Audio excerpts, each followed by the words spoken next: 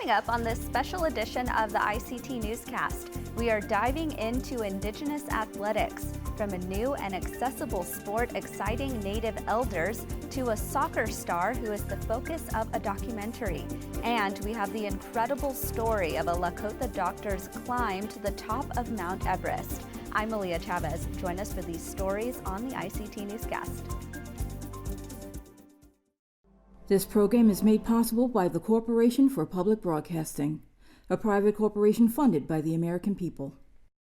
Arizona State University welcomes 3,500 Indigenous students from Arizona and across the nation. It serves one of the largest populations of Indigenous students among U.S. colleges and universities. We created a sense of place for tribal nations to create futures of their own making through community outreach and research, taught by world-class Indigenous faculty where they see a reflection of themselves and their experiences.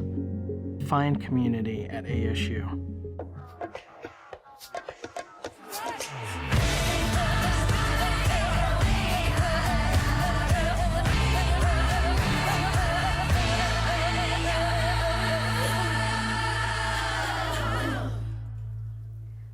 Hopa. Thank you for joining us for this special edition of the ICT Newscast.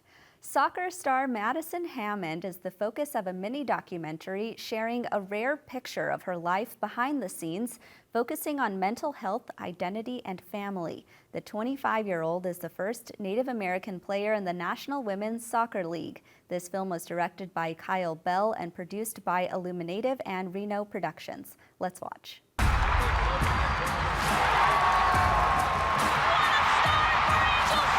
This is home. We protect home. Madison Hammond, she's a defender for Angel City FC. Hi, I'm on the team. Go ahead. Great tactical defending. First Native American to play in the NWSL. The first Native American. The first and only player that is Indigenous. I didn't even know I was the first Native player in the NWSL. And I'm just Madison. I started playing soccer in Albuquerque. She was around 5 years old. I played on an all-boys team where I found my competitive spirit. I wanted to be better than the boys. She started to really separate herself.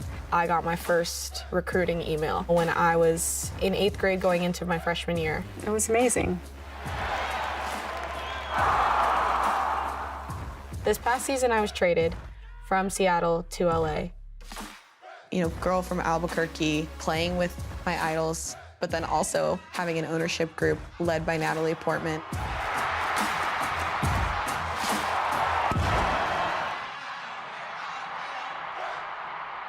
This sport has given me so much and has also been my biggest enemy. And now you're 1v1 with Hammond, who she closes way too late.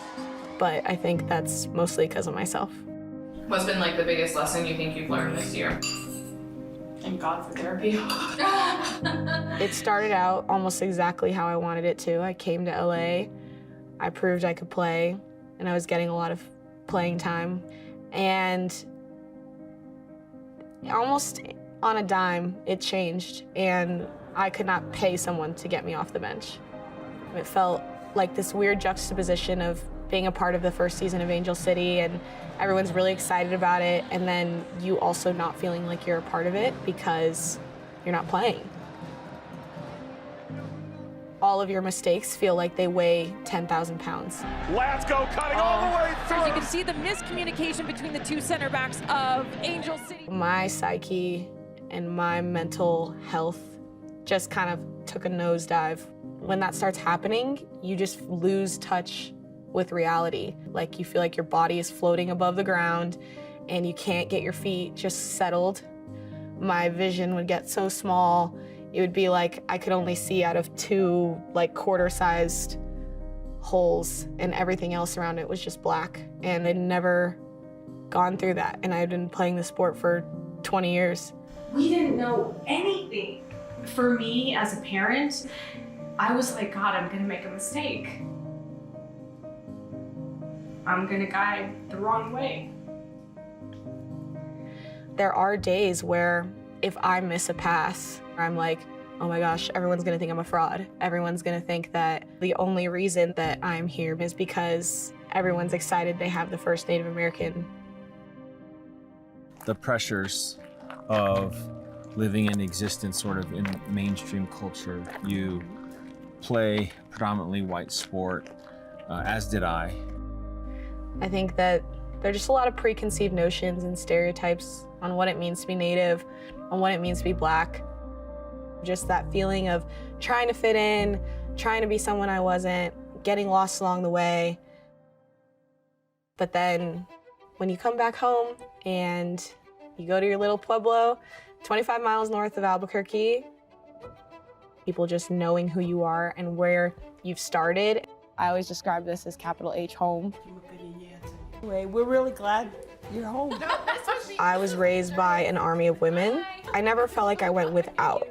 Particularly me, my mom, and my sister have this unyielding and unrelenting obsession and love for each other that it doesn't matter whether it's a good time, a bad time. All of my memories growing up have one of them in it. They just carried me and bigged me up and have been my biggest hype people. As I go into my 4th year as a pro, it's not rocket science, and it feels like rocket science a lot, and that's what feels like chaos. I just asked her, I said, what do you want to do? And she said, I want to play soccer. I said, then don't give up. When I play confident and when I play free, I don't think that there is going to be much that's going to stop me.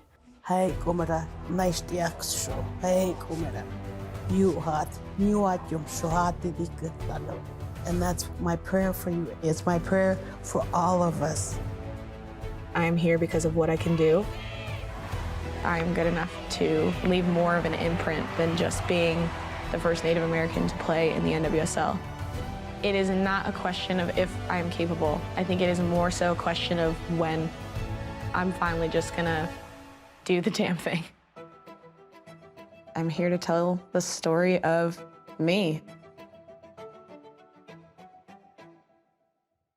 We give a special thanks to Illuminated for allowing us to share that film. There's a little-known sport taking Native American senior citizens by storm, and that's chair volleyball. I had the opportunity to see how when an Arizona tribe held its annual tournament in May. Take a look. Some of these buses and vans drove elders hundreds of miles for the 2023 Senior Chair Volleyball Tournament hosted by the Salt River Pima Maricopa Indian Community. Serena Padilla is one of the players here. From age 9 until 32, she played softball, but between a knee surgery and getting older, staying active wasn't as easy. That's until chair volleyball. It really helps your whole body. And you get to laugh, you get to joke, you get to be around other relatives that are older. And the thing is, they're handicapped too. A lot of them are handicapped, and that really can help them. 32 teams competed in this year's tournament. That's more than ever before. They travel from San Diego, Nevada, Tucson area. Usually we do 24. This year we got 32 teams in, and we're looking to make it bigger. So how is chair volleyball different than regular volleyball? For starters, they play with these, which are lightweight and easy to balance. The court is 20 feet by 14 feet, which is half the size of a standard court. The net is 5 feet tall. The game is made up of 10-minute matches, or the first team to score 15 points. If a player's chair comes off the ground, it is an automatic point for the opposite team. Players must be 55 years or older to play in this tournament. Many of the players said COVID-19 affected them greatly and said chair volleyball is just one way to reconnect. I like the social of meeting everyone. We have so much fun. We are competitive, so we do like to play. But it's for fun, and it's good to see everybody, all the different tribes that come out. 76-year-old Roberta Johnston is Muskogee Creek. As a young girl, her parents moved her from Oklahoma to Arizona. She says Salt River has become her home. The community has been so good to me. Have treated me so good, and they just make me feel like part of the family, and that's how I always felt. I teach a senior dance group here, and we're called the Steppers also. Some of the ladies thought, well, why can't we get a team and enter the volleyball? So we did. We had got all of our our steppers, our dancers, and we started a volleyball team. What the seniors here want people to know is that chair volleyball might not be what you first think. It gets intense, you know. I know that when the games, when the tournaments or before this started, you know, it was all for fun and we just had fun doing it. But as the years have passed, and when there are more teams starting to come in, and even like California, it's starting to get a little bit more competitive, more intense. So it's just like, I don't know, you know, you're not really thinking about anything except for me, just like, don't mess up. So has chair volleyball made a difference for elders wanting to stay social and be active? Yes, it's keeping them active, healthy, and social. In Scottsdale, Arizona, Aaliyah Chavez, ICT News. Dr. Jacob Weasel had a goal to inspire youth, and he achieved it. This Lakota surgeon summited Mount Everest, and he did it for a cause. He created the nonprofit called the Wopila Project in order to raise money on his expedition to build a playground for Lakota kids in Rapid City, South Dakota, and to create health clinics for women in Nepal. He shared his amazing experience with ICT's Mackenzie Allen Charmley. Honestly, the strongest feeling that I have is just one of gratitude. So grateful, not just for having been able to summit and come down safely, but to represent my people, to be gifted with the eagle feather, which I was able to take up to the top of the world and leave there as a symbol, not just of Lakota people, but all Indigenous people. I mean, coming down just full of joy and full of gratitude. You mentioned that you had brought an eagle feather with you on your journey. What is the significance behind that? Yeah, well, and so obviously for a lot of Native cultures, eagle feathers are sacred. And I've had the opportunity of developing a relationship with several elders in the community and medicine men. And I was approached by a guy named Rick Two Dogs, who's a well-respected member of our community, and he's a medicine man, been practicing for nearly 50 years or so on Pine Ridge Reservation. And he had basically asked me if I would be willing to take an eagle feather that was blessed in ceremony to the top of Everest. And when we sat down to have lunch and he gifted me with that feather, he basically said, you know, this feather is representative and it's a symbol of our people. And for everything that we have suffered, the injustices, the atrocities, the subjugation that we as a people have suffered over the past 3 centuries, and how that has almost broken the spirit of the people, he asked me to take that feather to the top of the world as a symbol of raising the spirit of our people above all that has happened to us. And so, you know, ultimately I was privileged and honored to be able to do so. And I had the feather attached to my pack all the way from Namche Basar when we landed there by helicopter, through the Everest trek to base camp and up the mountain to the top of the world. And to this very day, it sits there higher than anything else on the planet. And so it was a real privilege and an honor for me to be able to do that in representing our people. You've summited many other monumental peaks, but I was hoping you could share with us how exactly you prepared for Everest and your decision process behind that. Yeah, well, with my children, I just said it's not about me climbing this mountain. It's about using this as an opportunity to show that whatever it is you want in life, if you work hard and you have perseverance and grit and a will to achieve something great, that it can actually happen. And wanting to inspire other people to follow their dreams as well. And so in terms of the preparation, you're right. It's unlike most other mountains. It is extremely physically challenging, and the mental aspect of it is something that you really can't grasp until you're there on the mountain. And I came to that mountain feeling as though I was prepared and fit. And I will tell you that that first rotation up the mountain when I'm trying to push up to 24,000 feet and I'm taking 5 steps and it takes me 20 seconds to catch my breath. I was humbled by that because it was something that I had never experienced before. But in terms of preparation, it's a lot of working out, spending time on a stair stepper, spending time in the gym. And so, in the 9 to 12 months leading up to the expedition, I spent upwards of 4 hours every day preparing physically for this. And a lot of it was putting on a heavy pack and stair stepping for 2 hours at a time, and then doing some lifting, mostly legs and core, and then just running up hills and all sorts of different things. At the end of the day, nothing is really a substitute for putting on a heavy pack and climbing up hills, because that's what you end up doing. So I can only imagine climbing a mountain takes a strong mindset. Were there any key moments on your journey where you felt challenged? yeah, so for people that don't know, you go up the mountain to acclimatize and get used to that altitude, and then you come back down the mountain and you rest. And after that first rotation, it was probably the first time in my life where I really was humbled and had some self-doubt as to whether or not I could do this or not. And I return to Everest and start on the summit push. And after I had come down to rest, I developed a mantra that I said to myself probably several thousand times, and it was 3 words. It was discipline, focus, and strength, and in those order, because strength is really the least important of those three when you're on the mountain climbing.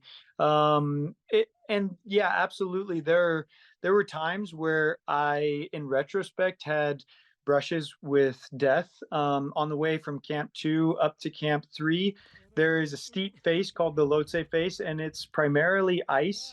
And any rock that gets dislodged from 2,000 feet above can work its way down, and it's going down the mountain at 50 to maybe 65 miles an hour.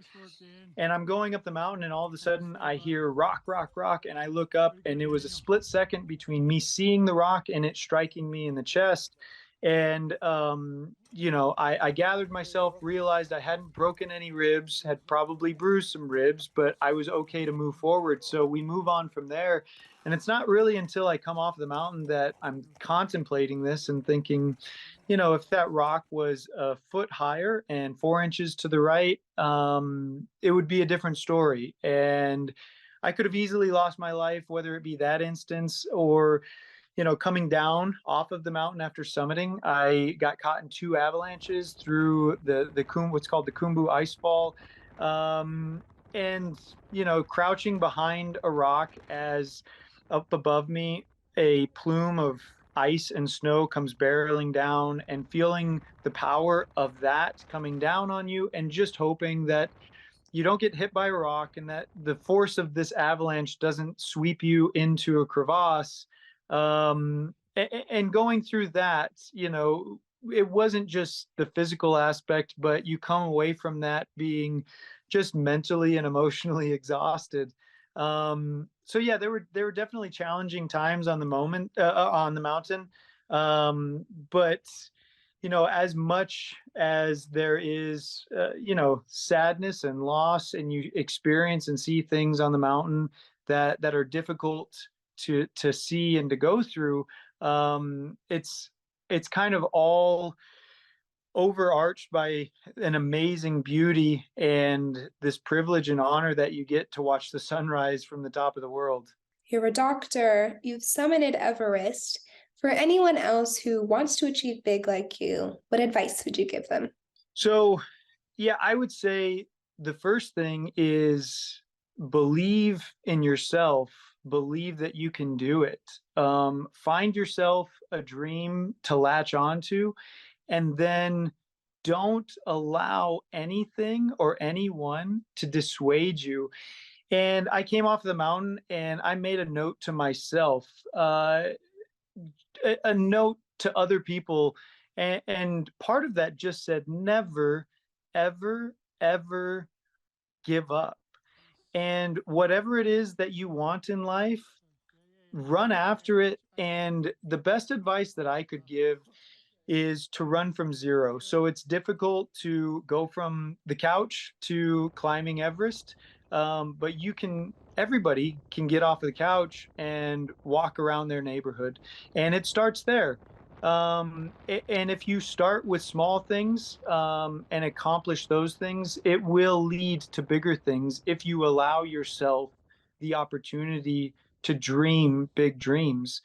And yeah, I think that as individuals, as human beings, we are far more capable than we give ourselves credit. I think that we are far stronger than we ever know.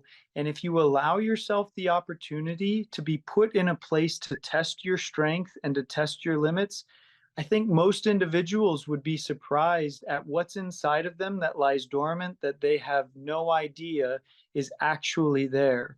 And so for me, going to climb these mountains, and whether it's that or other areas in life, I think us realizing what we are capable of as human beings, and being able to push our limits and have a deep appreciation for our potential is something that I've come to love, and hopefully something that I hope others will be inspired to pursue for themselves. Well, Dr. Jacob Wiesel, thank you so much. Thank you for having me. That was Lakota surgeon Jacob Wiesel. When we come back, we visit a community creating new ways to keep Native American children safe. Stay with us.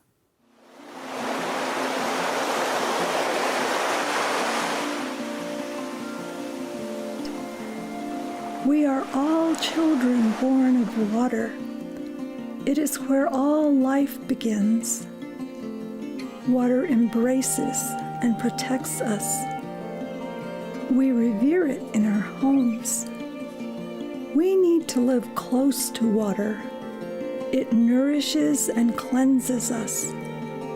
All living things know this. Sometimes water is gentle and floats in the air. Sometimes water is harsh and powerful. Sometimes it catches the sun's rays.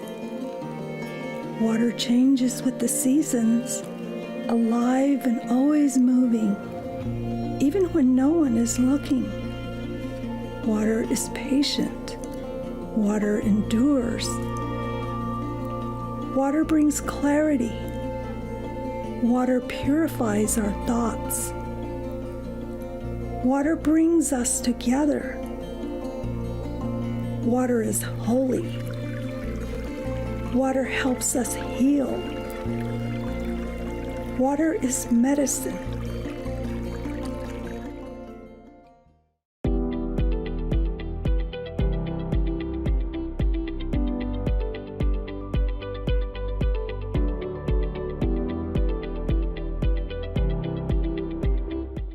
Well, Standing Rock's Fort Yates district is dropping in on a new skate park thanks to a team that includes some pretty big names. ICT's Vincent Moniz was at the North Dakota event in July and has all of the sights and sounds.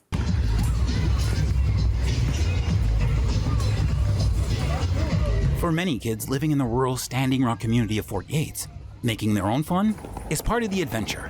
One of the cheapest and most healthy ways is basketball and skateboarding, but where to do both is in short supply. So, North Dakota-based nonprofit AU and Montana Pool Service, an organization founded by Pearl Jam bassist Jeff Ament, decided to fix that. Standing Rock citizen and the not-for-profit's co-founder, Billy Joe B. Healer, spoke about the larger Indigenous ideas that went into the park. Our collaboration is based on our Indigenous worldview, our Lakota worldview of Mitakue Yuasi. We are all connected.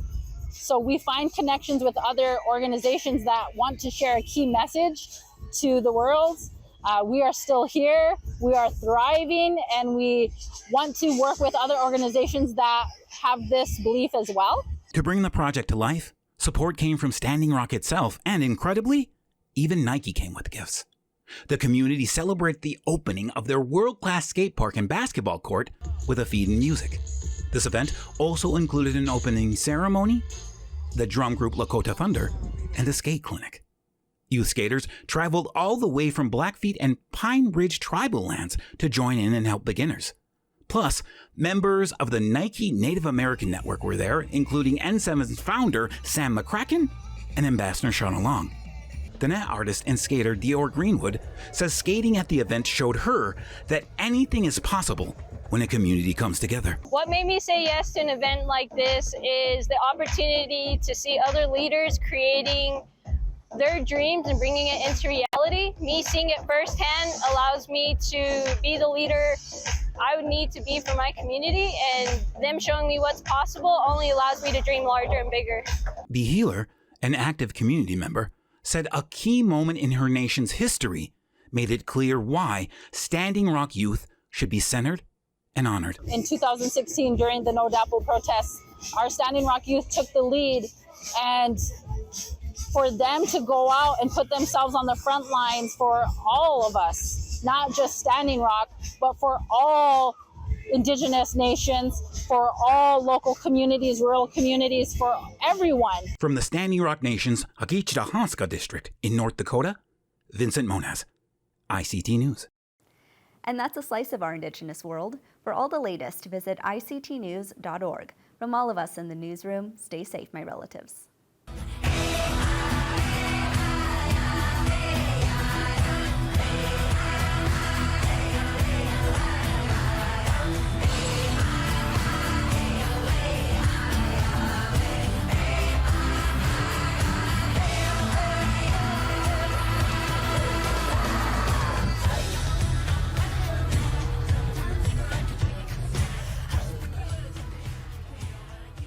This program is made possible by the Corporation for Public Broadcasting, a private corporation funded by the American people.